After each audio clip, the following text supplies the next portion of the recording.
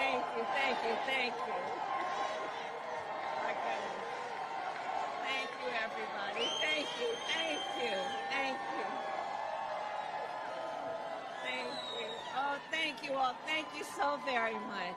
Thank you. Can we hear it for Brittany, please?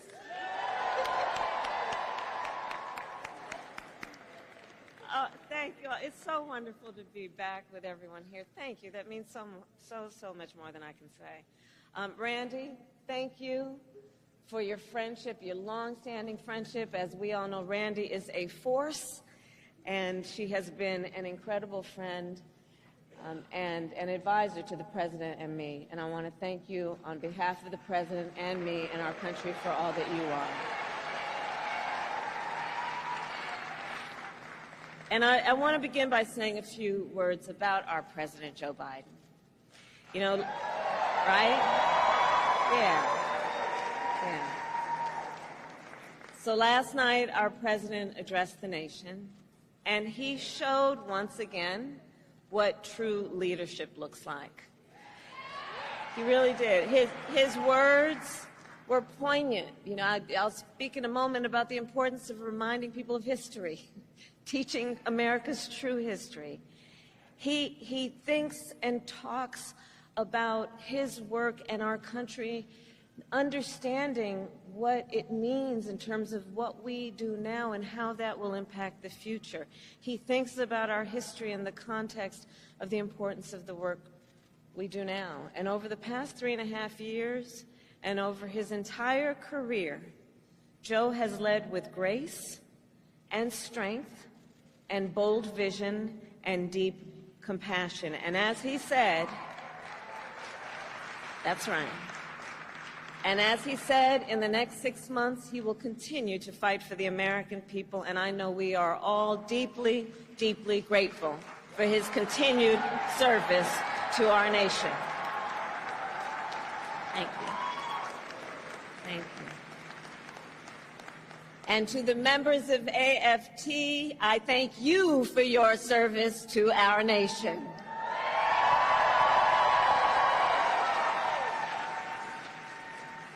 From the public service workers and higher education faculty to the school bus drivers and the custodians to the school nurses and our teachers, you all do God's work educating our children, the whole ecosystem of who are AFT members.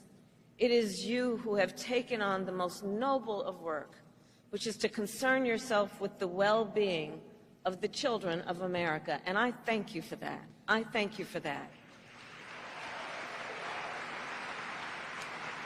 And I thank you also for your support over the years and for being the first union to endorse me this week.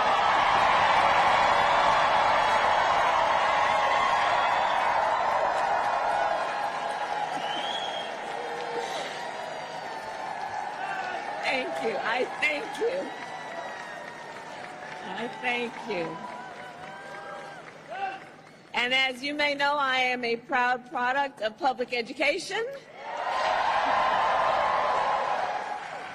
Many of you know that my first grade teacher, Mrs. Frances Wilson, God rest her soul, taught me and educated me and encouraged me and inspired me. And years later, when I walked across the stage to receive my law school diploma, Mrs. Frances Wilson was in the audience. Yeah. Yeah. And that's who you are. I know who you are. I know who you are. This work is personal, and it is professional, and it is so critically important. And so it is because of Mrs. Wilson and so many teachers like her that I stand before you as Vice President of the United States of America. And that I am running to become President of the United States of America.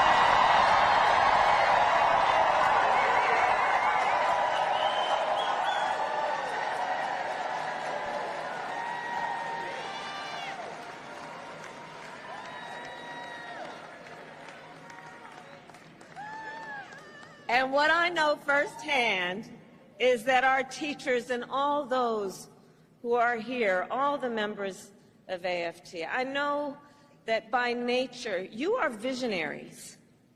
You are focused on the future. The work you do is about a focus on the future. You see the potential in every child. You foster it, you encourage it, and in so doing, you shape the future of our nation. Which is why I say we need you so desperately right now. Today, we face a choice between two very different visions for our nation. One focused on the future, and the other focused on the past. And we are fighting for the future.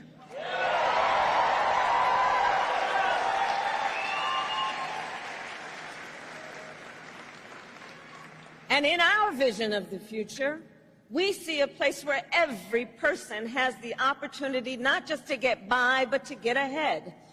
A future where no child has to grow up in poverty, where every senior can retire with dignity, and where every worker has the freedom to join a union.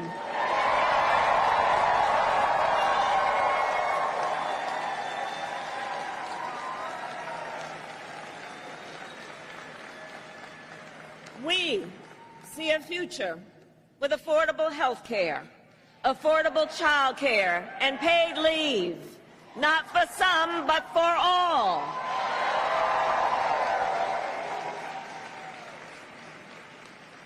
We see a future where every student has the support and the resources they need to thrive, and a future where no teacher has to struggle with the burden of student loan debt.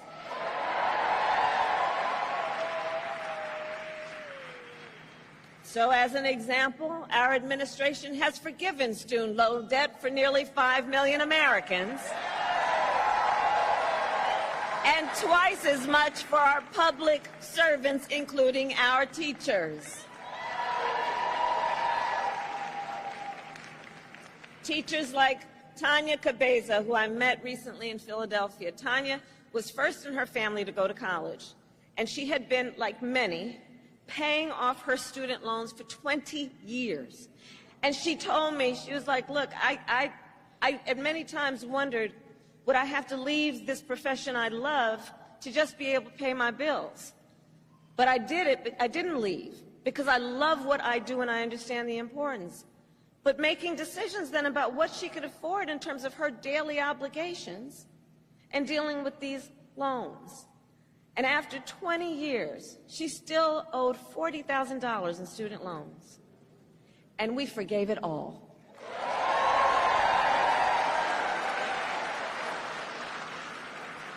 When she learned, she told me, she said when she learned that her loans had been forgiven, she said, well, me and my children knew our lives had changed, and we were just dancing. So there we go. But we are clear-eyed.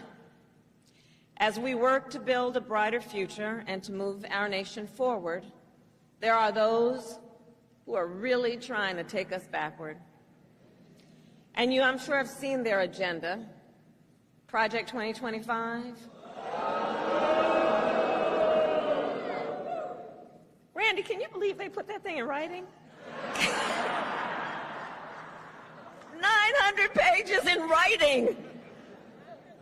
So Project 2025 is a plan to return America to a dark past. Donald Trump and his extreme allies want to take our nation back to failed trickle-down economic policies, back to union busting, back to tax breaks for billionaires. Donald Trump and his allies want to cut Medicare and Social Security, to stop student loan forgiveness for teachers and other public servants. And I say to AFT, they even want to eliminate the Department of Education and end Head Start. which of course would take away preschool from hundreds of thousands of our children. He intends to give tax breaks to billionaires and big corporations and make working families foot the bill. And he intends to end the Affordable Care Act.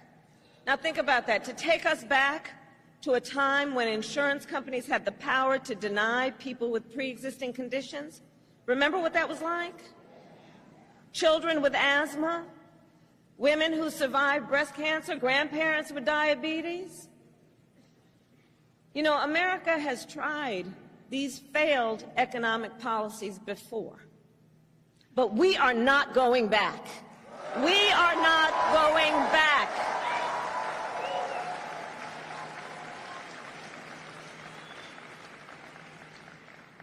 No, we will move forward. And one of the best ways to keep our nation moving forward is to give workers a voice, to protect the freedom to organize, to defend the freedom to collectively bargain, to end union busting.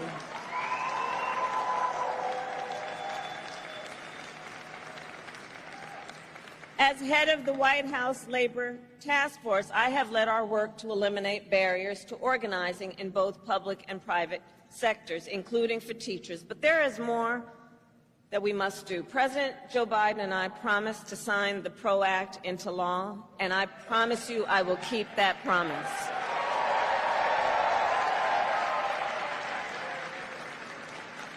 Because when workers join together and demand what is fair, everyone is better off.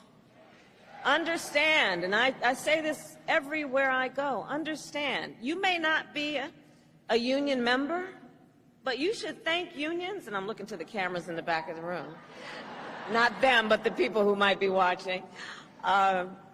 You may not be a union member, but thank unions for the 5-day work week, for the 8-hour workday. Thank unions for sick leave and paid family leave and vacation time.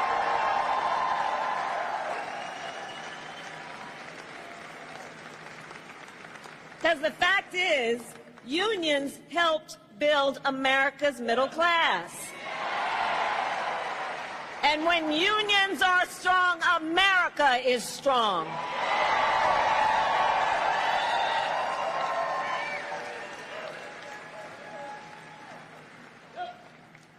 So AFT, ours is a fight for the future, and ours is a fight for freedom.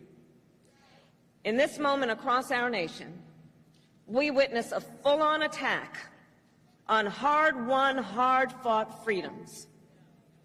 While you teach students about democracy and representative government, extremists attack the sacred freedom to vote. While you try to create safe and welcoming places where our children can learn, extremists attack our freedom to live safe from gun violence. They have the nerve to tell teachers to strap on a gun in the classroom, while they refuse to pass common sense gun safety laws.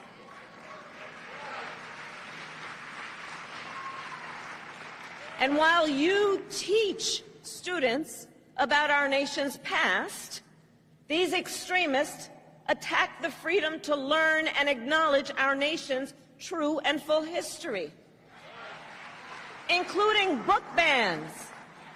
Book bans in this year of our Lord 2024. And on these last two issues, just think about it. So we want to ban assault weapons, and they want to ban books. Can you imagine? All the while, these extremists also attack the freedom to love who you love openly and with pride.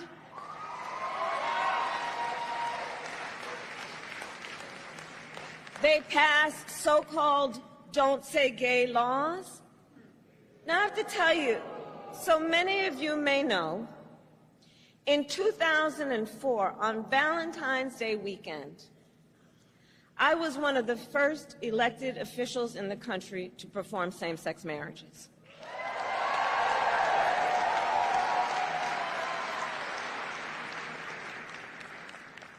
So here's the thing. It pains me so to think 20 years later that there are some young teachers in their 20s who are afraid to put up a photograph of themselves and their partner for fear they could lose their job. And what is their job? The most noble of work, teaching other people's children. And God knows we don't pay you enough as it is.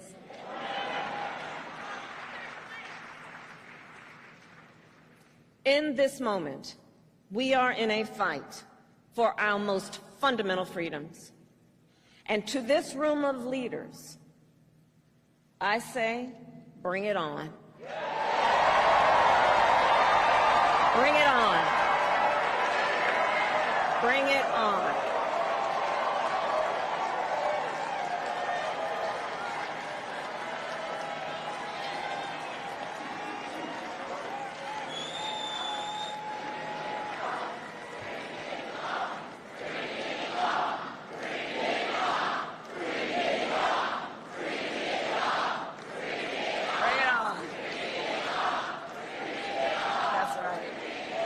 Because here's the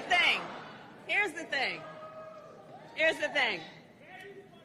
We believe in our country. We believe in its promise of freedom. And the American people believe in the promise of freedom. So we are in the fight.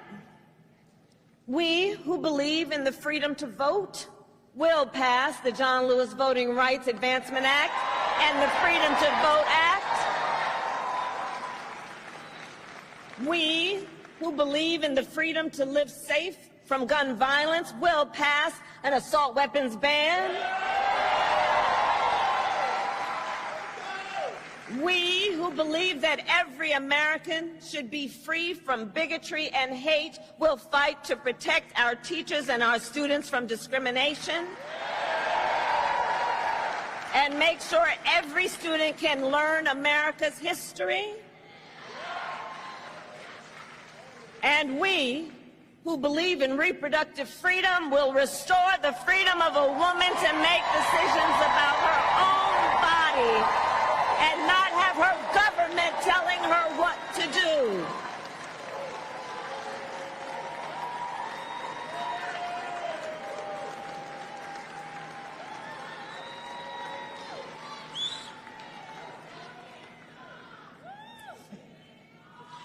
So AFT, that's right, bring it on.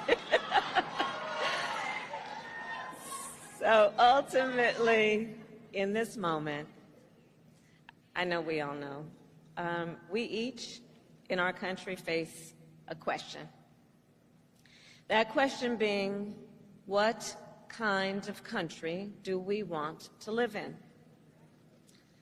A country of freedom, compassion, and rule of law, or a country of chaos, fear, and hate? The beauty of our democracy is that we each have the power to answer that question when we vote. And when we vote, we make our voices heard. So today I ask you, AFT, are you ready to make your voices heard? Do we believe in freedom? Do we believe in opportunity? Do we believe in the promise of America? And are we ready to fight for it? And when we fight, we win. God bless you, and God bless the United States.